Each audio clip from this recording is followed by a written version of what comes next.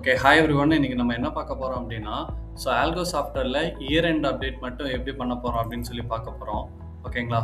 Software just double click நீங்க as usual பண்ணதும், happy financial new year அப்படின்னு சொல்லிட்டு உங்களுக்கு வந்துருங்க. ஓகேங்களா? ஜஸ்ட் இந்த அப்டேட் மட்டும் கிளிக் பண்ணீங்கன்னா, உங்களுக்கு வெல்கம் ஒரு நோட்டிஃபிகேஷன் வந்துருங்க. 26 to 27 வந்து சக்ஸஸ் ஆயிடுச்சு அப்படின்ட்டு.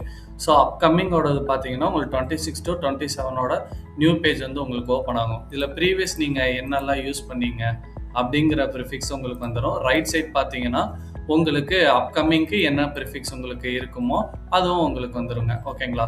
ஜஸ்ட் ரைட் சைட் பார்த்தீங்கன்னா பாட்டம்ல சேவ் சேஞ்சஸ் அப்படின்னு இருக்குங்க. இந்த சேவ் சேஞ்சஸ் மட்டும் கொடுத்தா போதும். சாஃப்ட்வேர் ஒன்ஸ் ரீசெட் பண்ண சொல்லும்.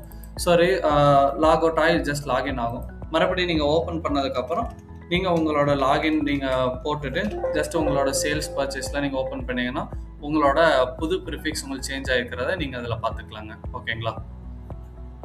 நானும் அதை உங்களுக்கு ஷோ பண்ணியே காட்டிடுறேன். இப்போ சேல்ஸில் நீங்கள் பார்த்தீங்கன்னா உங்களுக்கு இந்த இடத்துல 2627A1 அப்படிங்கிறது உங்களுக்கு அப்டேட் ஆயிருங்க.